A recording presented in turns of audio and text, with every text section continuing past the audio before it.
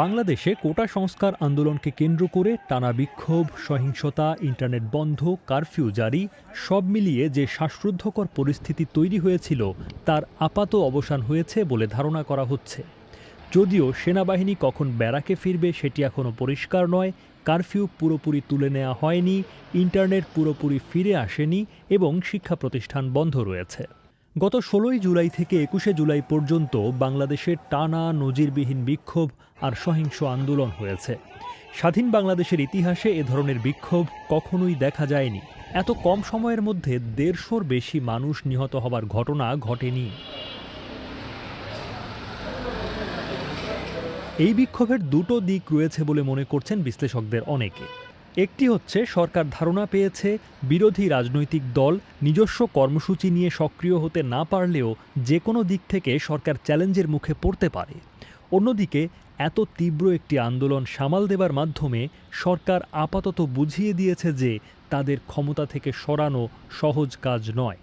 যে সে ধাক্কা খেয়েছে তো কোনো সন্দেহ নাই, বা ভয় পেয়েছে কোনো সন্দেহ নাই, কিন্তু আবার এটাও ঠিক যে সে যেহেতু দীর্ঘ ১৫ বছর ধরে ক্ষমতায় আছে, তার তো ওই মেকানিজম গুলো আছে, তার ওই সার্ভেইলেন্স প্রযুক্তি আছে, এটাকে ট্যাকেল করার মতো ক্ষমতা যে তার আছে সেটা সে মোটামুটি দেখাতে পারলো যে সে ইচ্ছা করলে আসলে এরকম পর্যায়ের একটা আন্দোলনকেও সে আসলে দমন করতে পারে। মাহা মির্জা আরও বলেন, আওয়ামী লীগ যেহেতু দীর্ঘ ১৬ বছর ধরে ক্ষমতায় আছে, সেজন্য আন্দোলন বিক্ষোভ সামলানোর মতো মেকানিজম ও সার্ভেইলেন্স তাদের তৈরি হয়েছে। আবার সরকারের ভিত নাড়ানোর মতো ক্ষমতা যে মানুষজনের রয়েছে সেই বিশ্বাসও তৃণমূল পর্যায়ে তৈরি হয়েছে বলে মনে করেন মাহা মির্জা। ঢাকা বিশ্ববিদ্যালয়ের অধ্যাপক ও রাজনৈতিক পর্যবেক্ষক রাশেদা রওনক খান মনে করেন, সরকারের জন্য এই আন্দোলন অনেক বড় একটি বার্তা দিয়েছে যদি সরকার সেটা গ্রহণ করে। এটা শুধু কোটা সংস্কার আন্দোলন ছিল না, এটা ছিল বৈষম্য বিরোধী আন্দোলন। যে পরিমাণ ক্ষতিগ্রস্ত হয়েছে রাষ্ট্রীয় সম্পদ, তাতে বোঝা যায় যে এই আন্দোলনটা ছিনতাই হয়ে গেছে। ওরা ছাত্র হিসেবে যে পরিমাণ বৈষম্যের মুখোমুখি হচ্ছে সেগুলো আর মেনে নিতে পারছিল না। তাদের জোর করে আসলে কোনোভাবে রাজনৈতিক মতাদর্শ তৈরি করা যায় না। আজকে বিশ্ববিদ্যালয়ে সিট পাওয়ার জন্য আমি আমার কোনো এক নেতার আন্ডারে গিয়ে সিটটা নিয়েছি, হয়তো ওটা তার একটা স্ট্র্যাটেজি ছিল সিট পাওয়ার জন্য, কিন্তু তাকে ধরে নেওয়ার কোনো কারণ নেই, সে একজন রাজনৈতিক কর্মী। এখন হয়তো রাষ্ট্রযন্ত্রের প্রক্রিয়ার মধ্য দিয়ে তাদেরকে আটকানো হয়েছে বা অন্যান্য ইস্যুস চলে আসায় তাদেরকে আটকানো গেল, কিন্তু ভেতরে ভেতরে কিন্তু চাপা এই বৈষম্য বিরোধী অনুভূতিটা থেকে যাবে। যে কোনো সময় সেটা আবার আসবে সামনে। এই বিক্ষোভ ক্ষমতাসীন আওয়ামী লীগকে বিচলিত করেছে, তাতে কোনো সন্দেহ নেই। যুদ্ধাপরাধের বিচার, হেফাজতে ইসলামের কর্মসূচি কিংবা তত্ত্বাবধায়ক সরকার ব্যবস্থা বাতিলকে কেন্দ্র করে ২০১২ সাল থেকে ২০১৪ সাল পর্যন্ত জোরালো রাজনৈতিক আন্দোলন সামাল দিয়েছে দলটি। এছাড়া ২০১৮ সালে কোটা বিরোধী আন্দোলন এবং পরবর্তীতে নিরাপদ সড়ক চাই আন্দোলনও সামলে নিয়েছিল দলটি। কিন্তু এই প্রথমবার বিক্ষোভ সামাল দিতে কারফিউ জারি এবং সেনা মোতায়েন করতে বাধ্য হয়েছে সরকার। বিক্ষোভের মাত্রা এতটা তীব্র হবে সেটি ধারণা করতে পারেনি ক্ষমতাসীনরা। ২০২৪ সালের ৭ই জানুয়ারির নির্বাচনের পর আওয়ামী লীগ অনেকটা নির্ভার অবস্থায় ছিল। আওয়ামী লীগ নেতারা স্বীকার করছেন যে গত ১৬ বছরে ক্ষমতাসীনরা এতটা চ্যালেঞ্জের মুখে পড়েনি।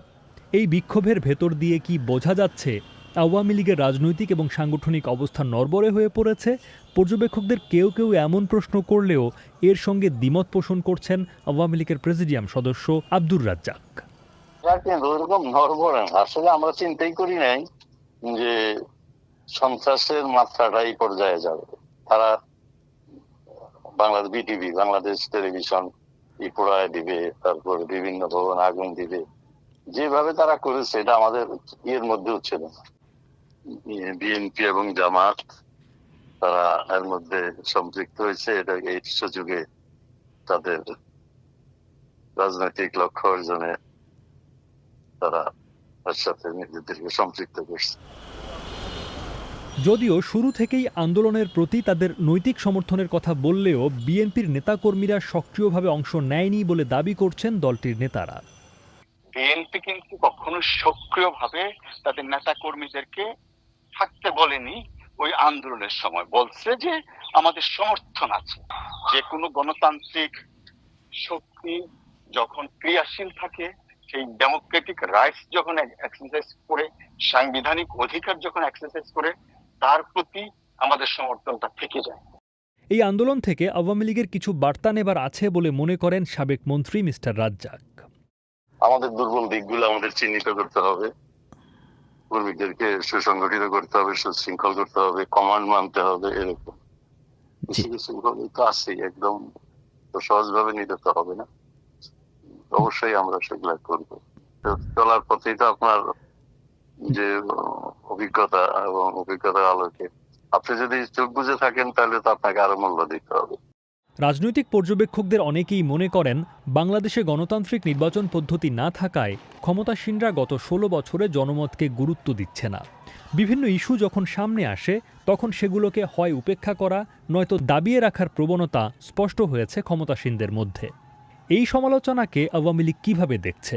এমন প্রশ্নে আওয়ামী লীগের যুগ্ম সাধারণ সম্পাদক বাহাউদ্দিন নাসিম বিবিসি বাংলাকে বলেন, আওয়ামী লীগ জনমতকে সবসময় অত্যন্ত গুরুত্বের সাথে বিবেচনায় নেয়। আমরা কিন্তু অ্যাড্রেস করেই যাচ্ছি, আমরা কিন্তু অ্যাড্রেস করি না এমন কোন জায়গা আমরা আপনাদের দেখাতে পারবো না। হ্যাঁ, সময় দিতে হয়, সময় দিলে আমরা আস্তে আস্তে এগুলোকে আমরা উপলব্ধিতে তো আনি। আমাদের মাননীয় নেত্রী বঙ্গবন্ধু কন্যা, ওনার কাছে সঠিক মেসেজটা যখনই পৌঁছায় তখনই উনি কিন্তু সেটা নিয়ে উনি কাজ করেন। অতীতে বিভিন্ন সময় দেখা গেছে নানা আন্দোলনে আওয়ামী লীগের বিভিন্ন অঙ্গ সংগঠন রাস্তায় সক্রিয় হয়ে বিক্ষোভকারীদের সরিয়ে দিয়েছে কিংবা পুলিশের সাথে একত্র হয়ে প্রতিহত করেছে।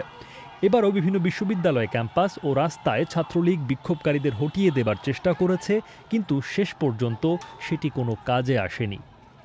বাহাউদ্দিন নাসিমের কাছে প্রশ্ন রাখা হয়, এই আন্দোলন থেকে আওয়ামী লীগের শিক্ষা নেবার কিছু আছে কিনা। মানুষের জীবনে তো শেখার কোনো শেষ নেই, প্রতিটি মুহূর্তেই প্রতিটি পদে পদেই কিন্তু শিক্ষা নেওয়া যায়, কারণ জানতে হবে, শিখতে হবে এবং প্রতিটি পদে পদে জীবন থেকে শিক্ষা নিতে হয়। জীবনের শিক্ষা সবচাইতে গুরুত্বপূর্ণ। এখানে শিখলাম সাম্প্রদায়িক শক্তি এবং সন্ত্রাসী গোষ্ঠী, সন্ত্রাসী শক্তি সুযোগ পেলেই সন্ত্রাস সৃষ্টি করে তারা রাজনৈতিক ফায়দা লোটার অপচেষ্টা চালায়।